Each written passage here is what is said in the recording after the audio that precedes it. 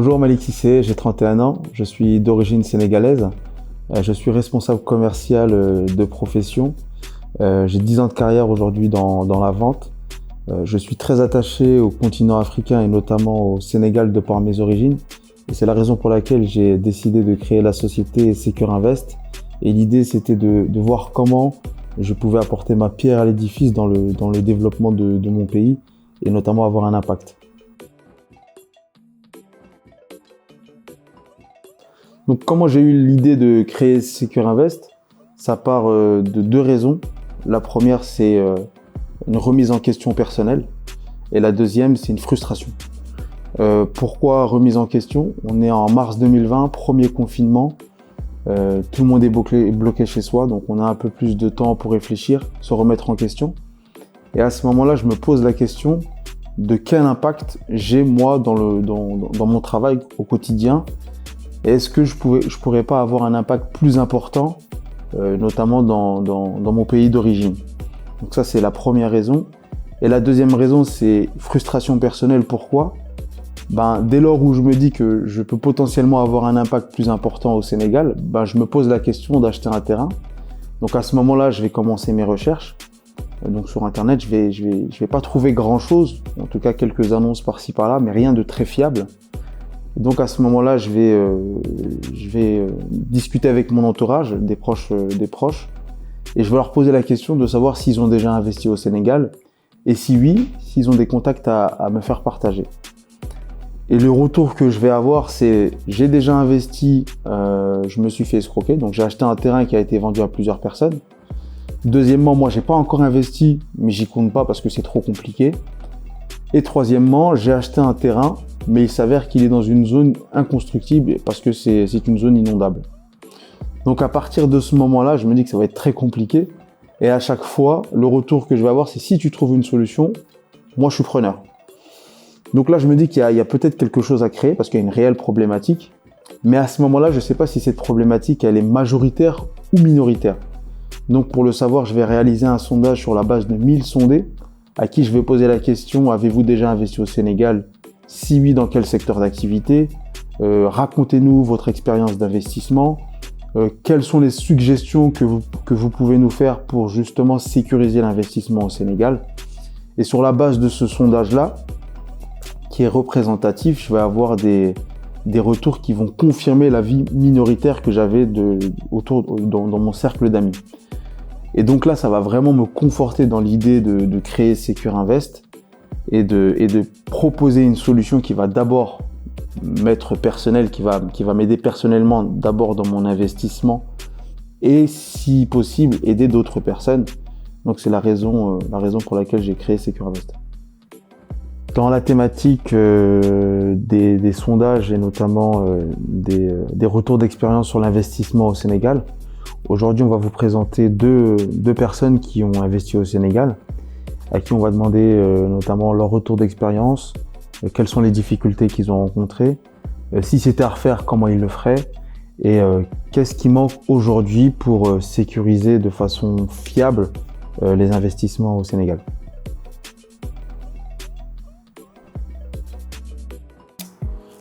Bonjour Mamadou, merci d'avoir accepté cette interview. Pour commencer, je vais te demander de te présenter. Bonjour, mon nom c'est Mamadou Dambélé.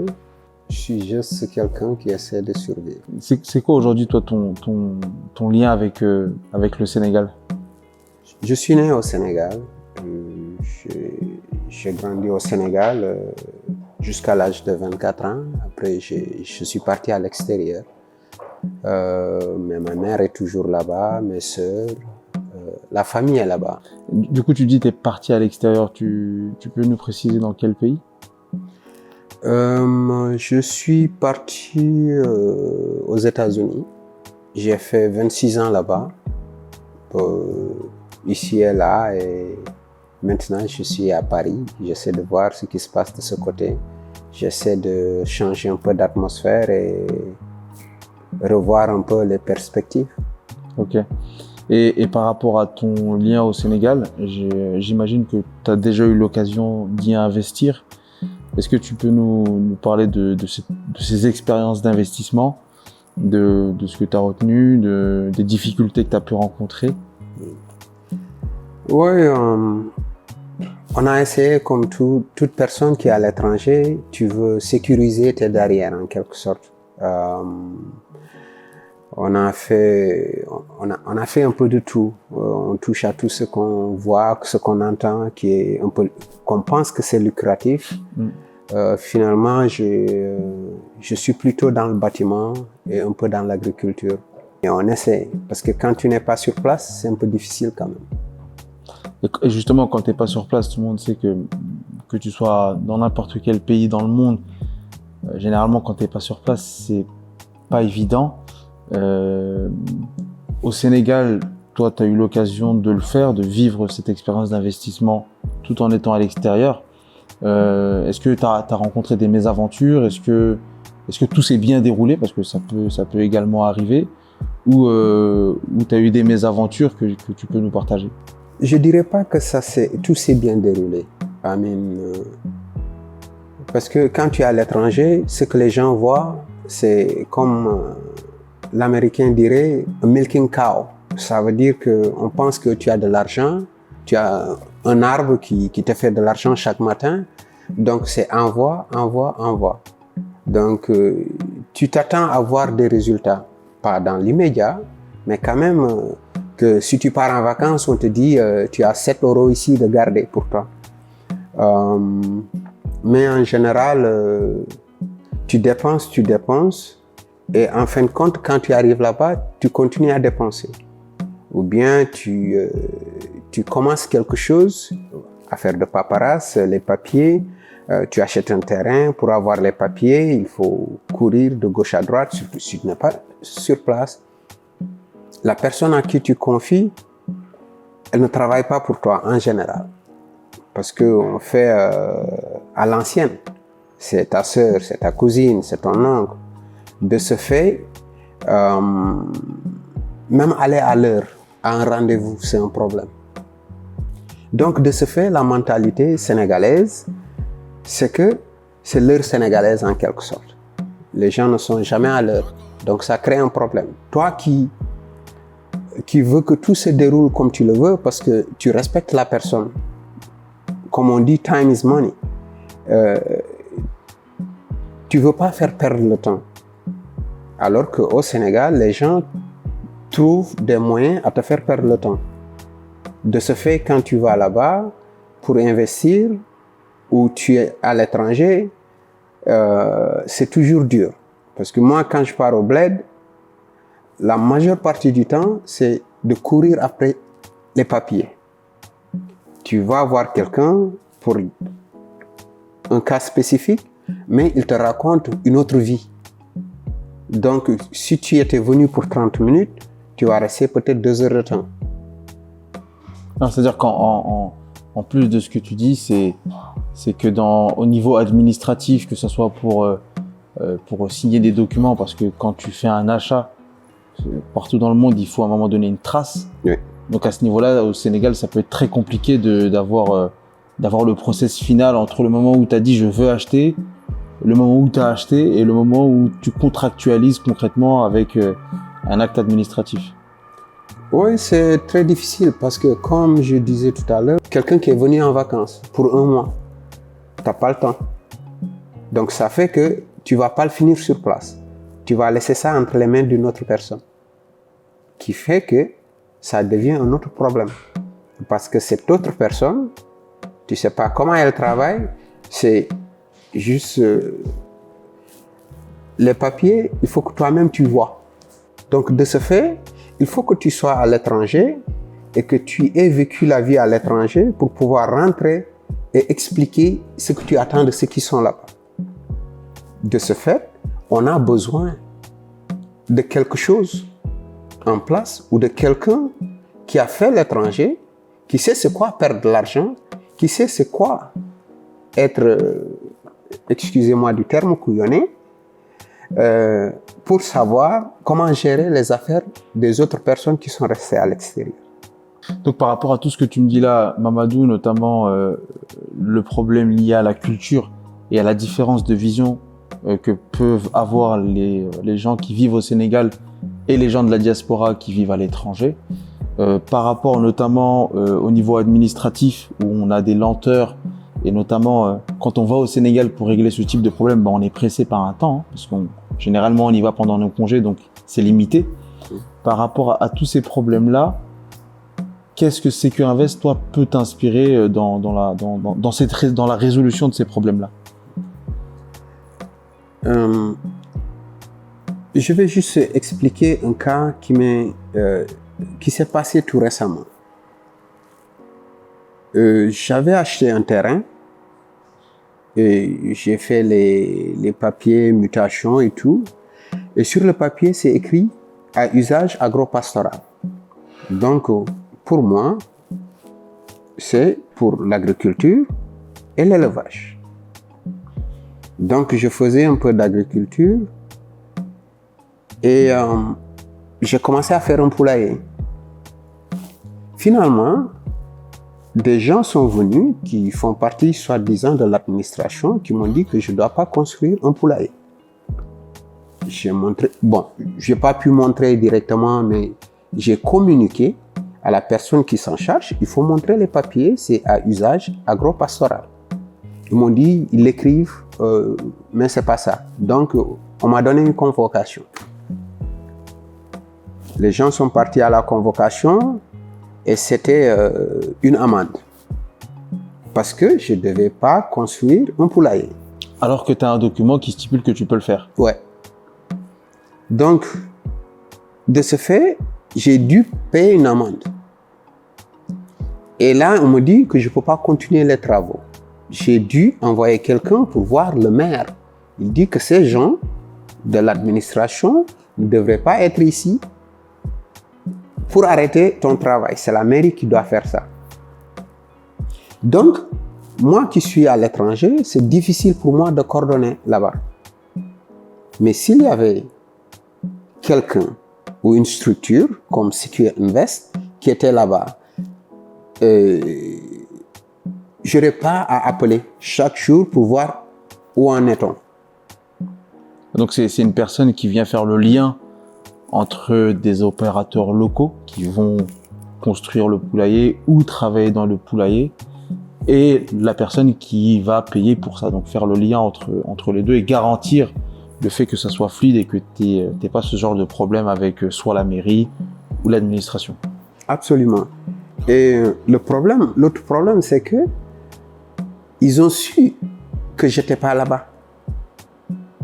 Donc, c'est quelqu'un qui est à l'étranger, soi-disant aux États-Unis. Donc, ils se disent, comme j'ai dit au départ, Milking Cow, c'est quelqu'un à qui on peut soutirer de l'argent. Donc, de ce fait, si par exemple, il y a une structure locale qui est là, qui connaît tous les rouages, ils ne vont pas s'aventurer à venir le déranger. Donc, c'est pour cela, encore une fois, Secure Invest peut nous rendre la vie plus facile. On a besoin d'une structure qui nous épaule en quelque sorte.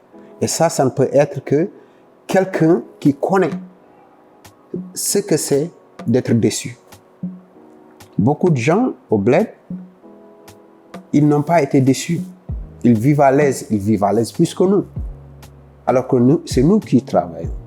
Donc on a besoin, nous aussi, de voir d'ici 2, 5, 4 ans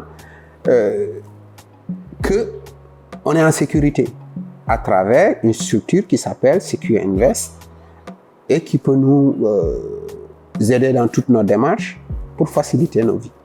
En tout cas, c'est clairement l'objectif. Ça me conforte dans l'idée de ce projet-là et qu'il y a un réel besoin qui peut répondre à une vraie problématique. En tout cas, je suis très content de l'entendre dire et j'espère qu'on aura l'occasion de travailler ensemble sur ce type de projet et que ça va clairement répondre aux problématiques que tu as rencontrées et qu'on peut potentiellement tous rencontrer quand on est à l'extérieur et qu'on va investir. Absolument.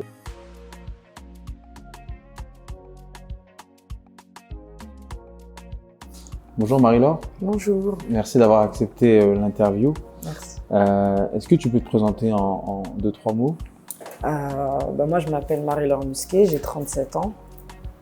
Initialement à Paris, j'étais danseuse et modèle clip. J'ai fait énormément de clips dans Paris et en Europe. Et là, je pars m'installer à Dakar. Je vais ouvrir un centre de médecine esthétique. Ok. Ouais. Du coup, on y vient. C'est quoi toi ton lien avec le Sénégal de base? De base, en fait, ma mère est de la Guadeloupe et mon père est sénégalais. Ok. Ouais.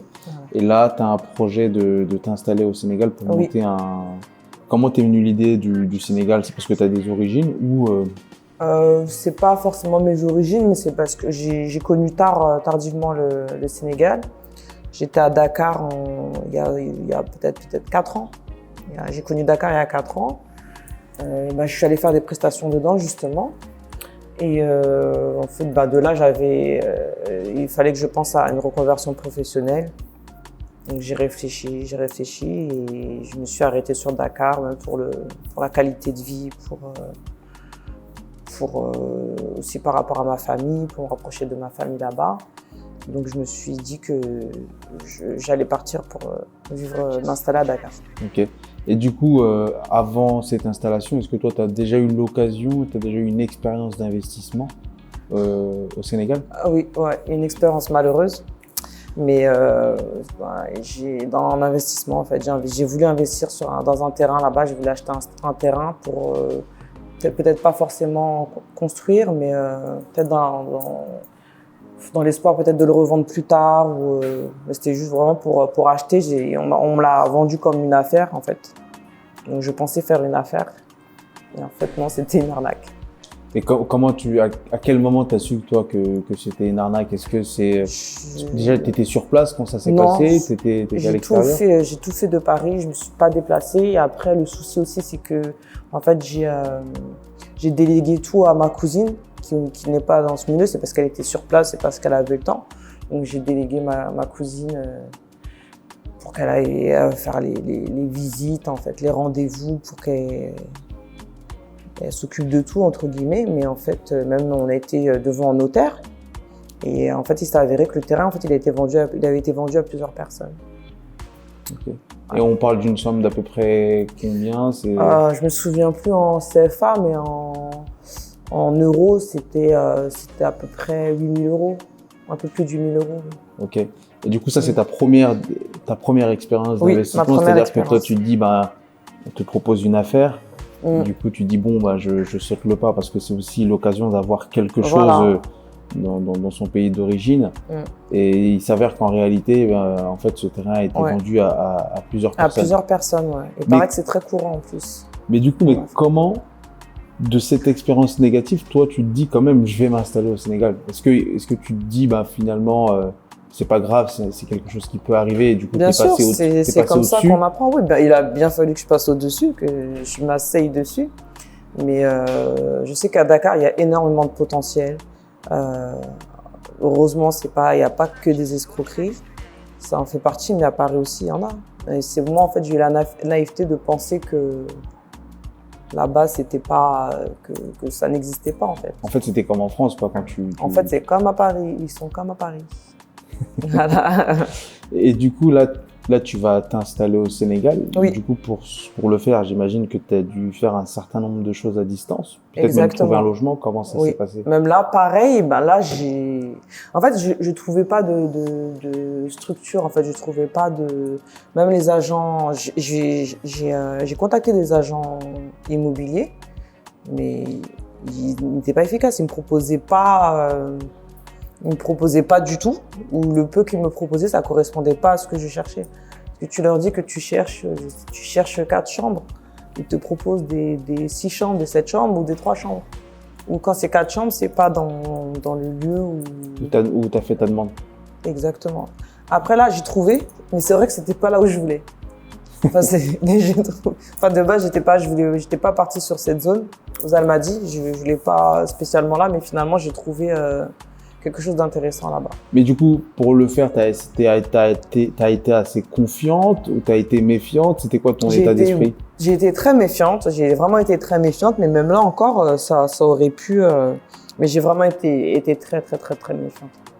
Et vraiment beaucoup demander des garanties peut-être qui n'existent pas, mais C'est vrai qu'au niveau des garanties au Sénégal, ils demandent des fois 2, 3, 4 fois le loyer d'avance pour justement sécuriser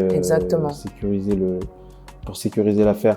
Et du coup, par rapport à tout ce que tu viens de nous raconter, qu'est-ce qu'il aurait fallu, qu'est-ce qui manque aujourd'hui pour toi pour justement pallier à cette méfiance qu'on a quand on est à l'étranger de vouloir investir au Sénégal? En fait, il n'y a pas vraiment de pont en fait. Quand ils sont là-bas, enfin, j'ai trouvé qu'il n'y avait pas de proximité, pas trop avec moi. Ils n'étaient pas. Les gens, j'ai trouvé mon appartement sur Facebook. J'étais dans un groupe sur Facebook, j'ai demandé pour l'appartement. C'est quelqu'un, je ne pense pas que ce soit un agent immobilier. Mais en fait, c'est le bouche à oreille, quoi. C'est les réseaux, quoi, la puissance des réseaux. Voilà, mais là encore, vraiment, j'ai vraiment dû faire confiance. J'ai dû leur faire croire que, en plus c'est vrai, mais elle avait un ami qui est policier, qui est dans la police. C'était vraiment dire oui, j'ai mes avocats, mais j'ai ça. Demander les pièces d'identité, parce que c'était quand même une affaire. C'était vraiment intéressant au niveau du tarif. Et vraiment, ce qui me manque, le problème, c'est le manque de programme. Après, peut-être qu'il y en a, hein, peut-être qu'il y avait, mais j'ai pas trouvé. En fait, c'est quelque chose qui puisse faire le pont entre. Exactement. Et garantir, surtout garantir. Même si on n'a pas le produit, mais au moins de ne pas perdre son argent. Quitte à payer plus cher, ce qui est normal. Mais qu'il y ait une garantie contre la ce que tu as demandé. sécurité, et bien sûr, voilà. Ok. J'espère que Securinvest pourra répondre J'espère à l'avenir aux demandes que tu pourrais avoir dans ce sens-là. Merci Marie-Laure d'avoir fait cette interview et on se dit à bientôt. À bientôt Malik. Securinvest a pour vocation d'informer, conseiller et sécuriser les investissements de la diaspora et notamment de tous ceux désireux d'investir au Sénégal.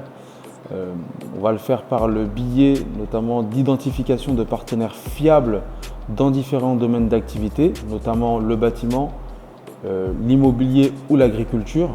Bien évidemment, on va pouvoir adapter ces secteurs d'activité en fonction des demandes qu'on va avoir. Et en réalité, le processus va être très simple. Vous cherchez un terrain dans une zone, on vous met en relation avec le partenaire le plus apte à répondre à votre besoin et notamment à votre budget. Et on suit toutes les étapes de la vente jusqu'au paiement final. Donc en somme, Securinvest reste le garant, c'est-à-dire que c'est votre interlocuteur privilégié et il va faire en sorte que la demande que vous avez émise, elle corresponde à ce que vous avez acheté au final. Si vous avez un projet d'investissement au Sénégal et que vous vous posez des questions par rapport à ce projet d'investissement, n'hésitez pas à nous contacter.